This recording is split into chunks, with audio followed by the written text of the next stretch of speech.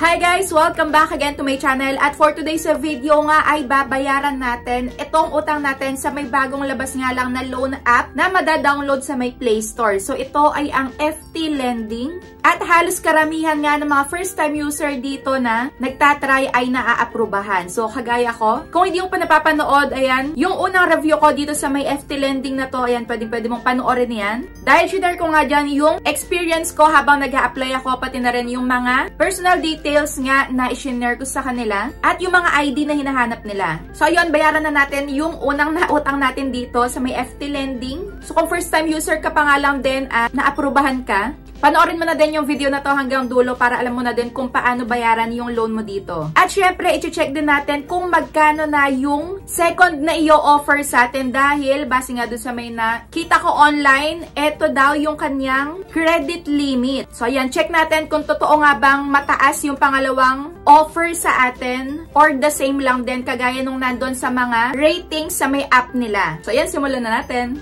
Pero syempre, kung bago ka pa lang dito sa aking YouTube channel, ay huwag mo kalimutang mag-subscribe at pindutin mo na din yung notification bell para lagi kang maging updated sa mga next uploads ko. At sumali ka na din sa aking GCash giveaway every month yan at sa aking dalawang cellphone giveaway. Kung paano sumali, kailangan lagi ka lang updated dito sa mga ina-upload ko at huwag mo akong kalimutang i-PM sa aking Facebook page. Thank you so much nga pala sa mga patuloy na sumusuporta sa akin at mga nanonood sa aking mga reviews. Ayan, God bless you all po. At thank you so much. So ayun na nga, going back. Sasabihin ko nga din pala kung meron nang na-post to, meron na bang naharas to dahil hindi nakapagbayad agad dun sa may due date nila. At kung napanood mo nga yung unang video ko, ang pinakaunang credit limit ko ay 300 pesos. So kayo kung na-try nyo na itong FT Lending, ay i-comment nyo na din dyan sa may comment section kung magkano yung unang bigay sa inyo. At ito na nga yung akin, 352 ang pinakababayaran ko at sa may GCash pwede itong bayaran. Kaya ayun, ang pinaka nadagdag pala dito is 52 pesos. At yung pumasok sa may GCash ko dito is walang kaltas, buong-buong 300 pesos. Kaso lang, ayun,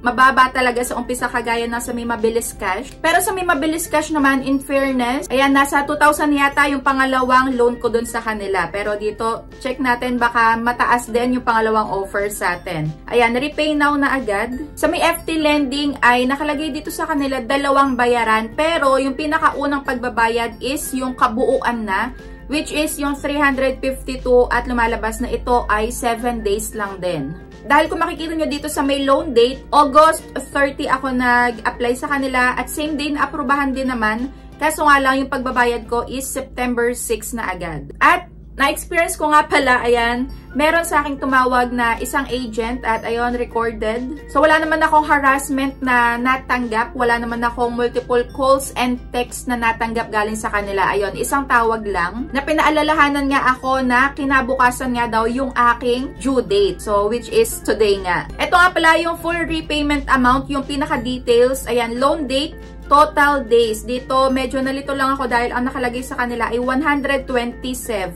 At yung loan periods ay dalawang bayaran. Pero dito sa may period 1 or yung unang pagbabayad natin ay kabuuan na talaga, which is 352 at 6 days lang. Within 6 days dapat mabayaran mo na. So yung period 2, wala ditong exact amount na babayaran natin, pero nakalagay kasi dito pagka doon nabayaran na yung period 1 is mawe-waive na or wala ka nang babayaran dito sa may pangalawang pagbabayad. Yan, bayaran na natin at ako ay excited sa may pangalawang loan offer sa akin. So repay now na nga natin. At ito na nga yung mga repayment methods na pwede nating pagbayaran. Pwede sa e-wallet, GCash, PayMaya, at marami pang iba. So, meron din ditong over-the-counter at meron din QR code. Dito pinili ko nga yung GCash dahil syempre ito yung pinaka-gamit nating lahat. At kung GCash naman din yung pipiliin mo, nakalagay na dito sa may itaas yung pinaka-kailangan mong details. Kagaya nung channel, sa may SkyPay mo daw ito babayaran. SkyPay loans. Tapos, andito na din yung exact amount. At yung contract number. So, dito kailangan i-check mo lagi kung tama ba itong contract number na ilalagay mo dito sa may GCash dahil baka may mamali ka. Pwede din naman tong i-copy at i-paste lang. So, ito na nga yung GCash account ko. Piliin lang natin itong bills and punta tayo sa may loans. So, dito i-search natin yung SkyPay na loans. Dito naman sa may amount, ilagay nyo yung exact amount. Sa may contract number, i-paste nyo lang dito. Pero kung ibang phone naman, yung gagamitin nyo pambayad, tapos nandun yung GCash nga, i-check nyo mabuti kung tama yung contract number dahil baka may mamali kayo, imbis na 0, ay malaking letter O pala yung nailagay nyo. So, ilagay nyo lang din dito yung mobile number nyo at optional lang naman yung email. So, dito, next na agad. At meron lang nga palang madadagdag na 10 pesos dito. So, ang kabuuan na naibayad ko is 362 pesos. Ngayon naman, i-check natin kung magkano na yung second offer sa atin nitong si FT Lending. Dahil sabi nga dito online, ayan, meron daw siyang 29,500 na credit limit. At nung inopen ko nga itong app ko ng FT Lending, ayan, nakalagay dito sa may loan transaction history is na-settled na natin. At eto na nga yung aking pangalawang offer, nakakaloka. Hindi nagtaas yung aking limit, which is 300 pesos pa din.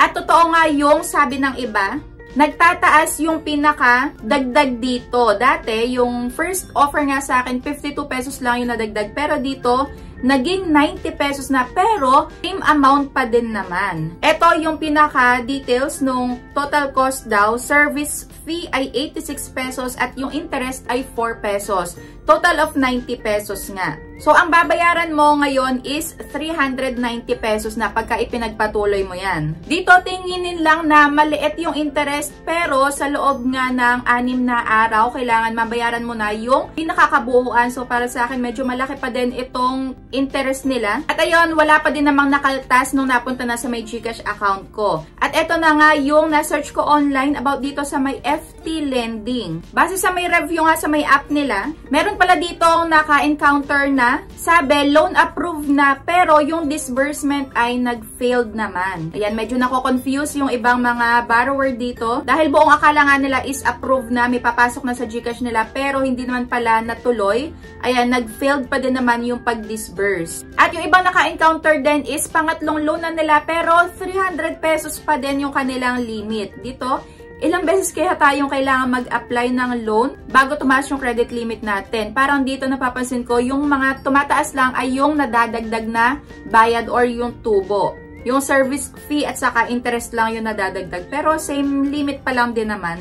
At meron nga din ako ditong nakita online. So, ito pala si FT Lending ay dating si GoCash. Ayan, ito ay ayon sa may isang Pinoy Concerned Citizen nga. So, ito yung nakita niya. Ito si FT Lending na at ito yung dati. So, GoCash pala siya dati. At wala pa naman din ako ditong nakita na naharas sila at na-post sila online. Pero, syempre, yung consequence ng gagawin natin na hindi pagbabayad sa kanila or malate man tayo ng pagbabayad, asahan na natin na baka meron tayong ma-receive na mga ganitong klase ng harassments or multiple calls and texts. Pero kung wala naman, ayun, ade mainam. Basta sabihin lang din natin kung ano yung reason bakit tayo malilate ng pagbabayad. Dahil ito, base doon sa minakausap ko nga ng isang agent is maayos namang kausap. Mahinahon naman kausap. Siguro dahil unang try ko pa lang. Ayan, unang loan ko pa lang sa kanila. So that's it for today's video. I-comment nyo na lang dyan sa may comment section kung ano pa yung mga iba nyo pang na-experience dito sa may FT Lending na to. Para maging aware na lang din yung iba. At kung meron pa nga kayong gustong ipa-review na loan app, ay i-comment nyo na din dyan para ma-review ko sa inyo. Para hindi na din maaksaya yung oras nyo sa may pag-a-apply ng loan sa kanila at in the end ay paasa lang naman pala ulit sila. So ayan lang. Thank you for watching.